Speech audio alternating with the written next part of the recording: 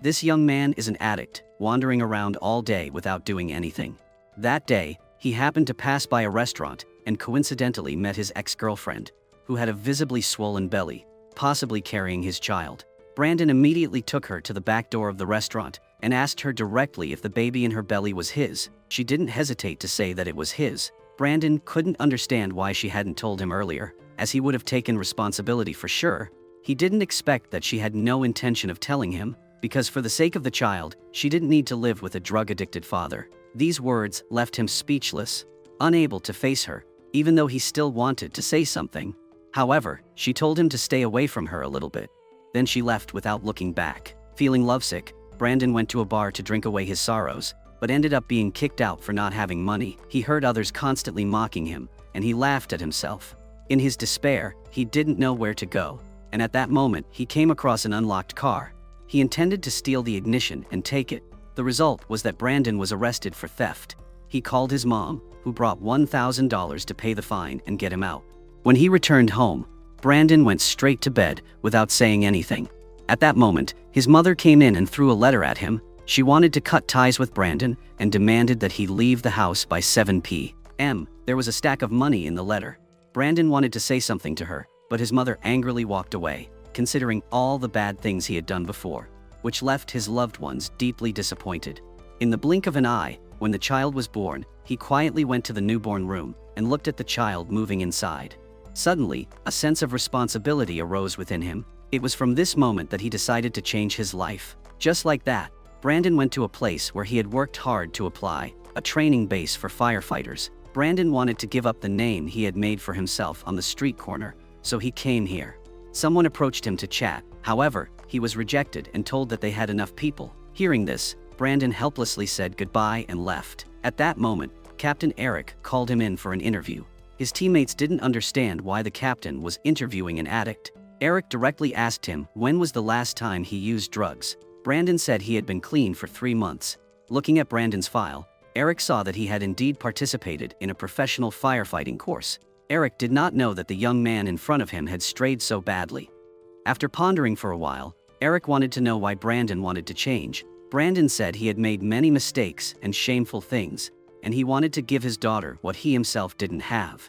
These words made Eric decide to give him a chance. As his teammates were about to undergo mountain climbing training, Eric had them help Brandon find suitable shoes. If he could persevere in the mountain climbing training, he would be considered to have passed the interview. The long-distance hiking training began. Facing the professional firefighters, Brandon's emaciated figure could not fully integrate. Having been addicted for many years, he couldn't even run for long before vomiting.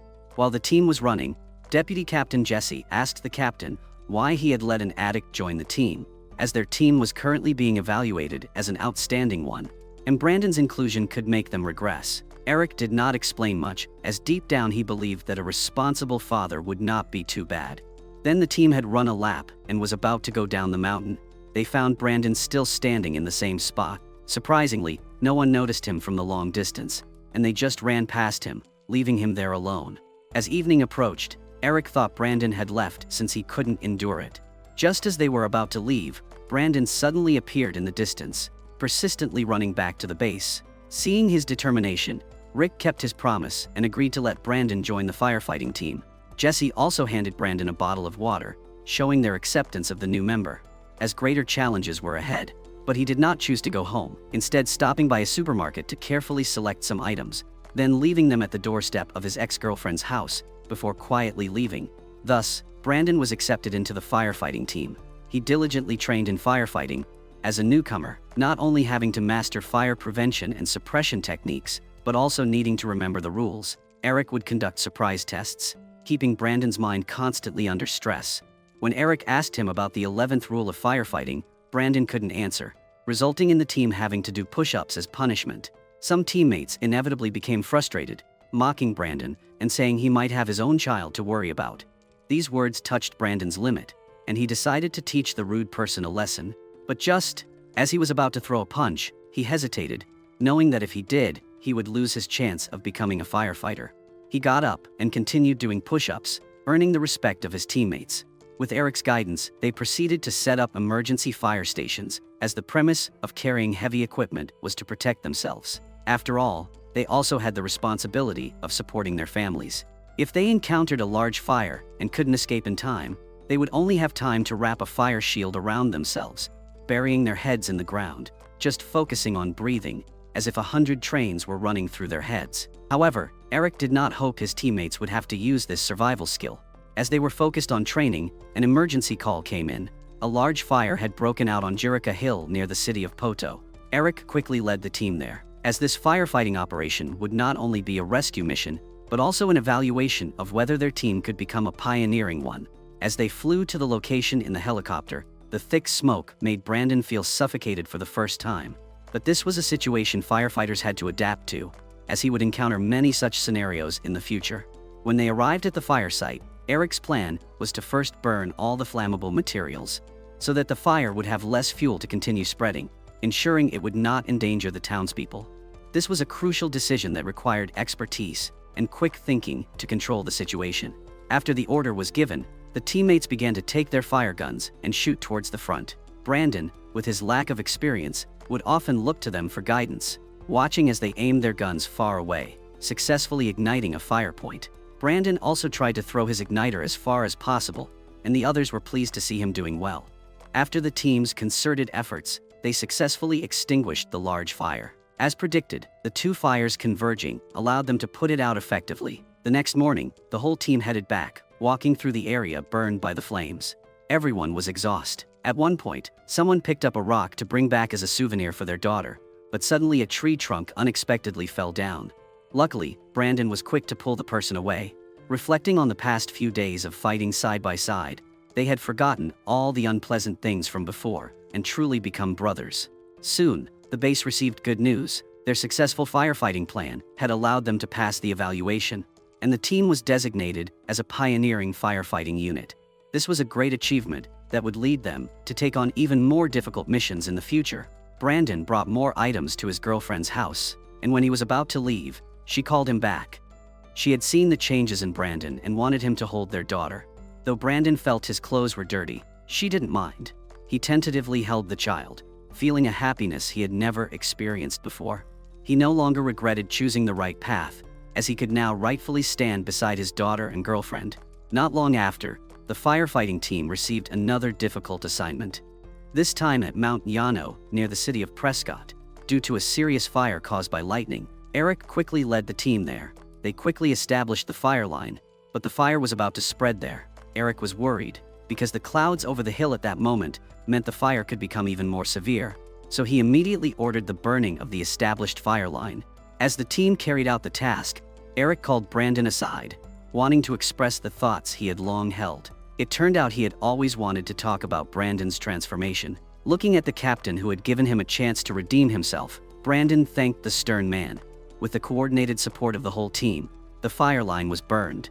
However, unexpectedly, a water jet mistakenly determined the extinguishing point, directly extinguishing the fire line that the team had set up. Seeing this, Eric helplessly yelled into the radio. Now that the fire line was completely wet, it could no longer be burned.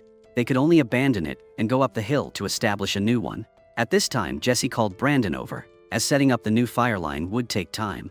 While waiting, they needed someone to keep watch, continuously monitoring the fire and weather changes to warn everyone. Brandon reluctantly took on this task. The rescue vehicle arrived in time, and Brandon drove to another hillside. Before leaving, he didn't forget to say goodbye. Little did they know the greatest regret they would face. Quickly, Brandon reached the other hillside. He continued to record the monitoring results and promptly reported them to Eric. Everything seemed to be under control. Suddenly, the wind direction changed unexpectedly, and the strong wind quickly carried the flames towards Brandon. Seeing this, he reported it to the captain. Jesse immediately ordered him to leave the area, not allowing him to hesitate in the face of such danger. Brandon hurriedly ran to the other side, but could not extinguish the fierce flames. Soon, he was surrounded by thick smoke that enveloped the entire forest. Brandon's escape route was blocked by the fire.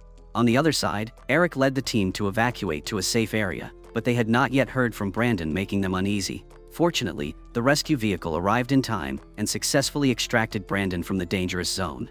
After rescuing him and bringing him to safety, the report to Eric, who was not good with words, reassured him. During the evacuation, Eric received the news that the fire had gone beyond control, and the other rescue team had lost their fire line. Eric helplessly observed the situation around him and decided to move towards the escape route, retreating to the grassy field not far away, as they were now the only ones who could save the nearby houses.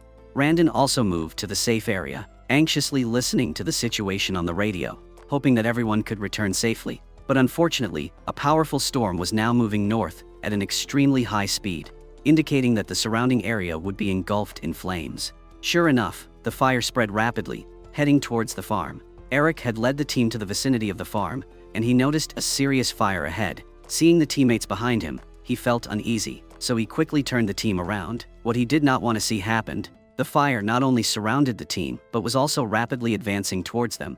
Eric urgently ordered the deployment of the fire suppression station.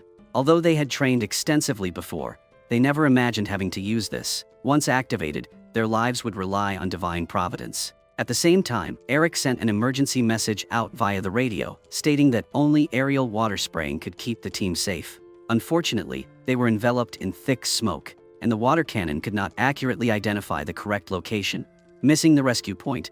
As the flames continued to advance towards them, Eric desperately watched the raging sea of fire around them. The final order to protect their lives, the teammates quickly took out the fire shields, repeatedly reciting the protective steps Eric had taught them before. Everyone understood what they were about to go through. Just as Eric had said, if they could just bury their faces in the ground, they might survive. No one knew the outcome.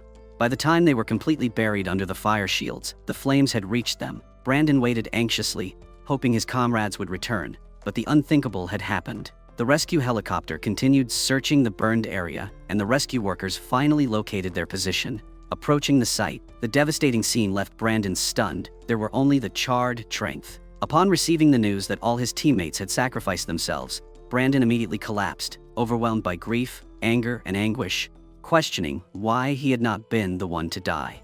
The families of the victims gathered at the training facility, all hoping the sole survivor would be their loved one. That night, Brandon entered the facility, disregarding the attempts to stop him. His appearance shattered the hopes of the families. After a long silence, he turned and left, realizing that only by accepting this cruel reality could he have the courage to face the life that lay ahead. While many did not understand his actions, he was truly the one suffering the most. He fell to the ground, and the captain's wife unexpectedly came to him, comforting Brandon and telling him that everyone had given their all. The film ends here. Thank you for watching.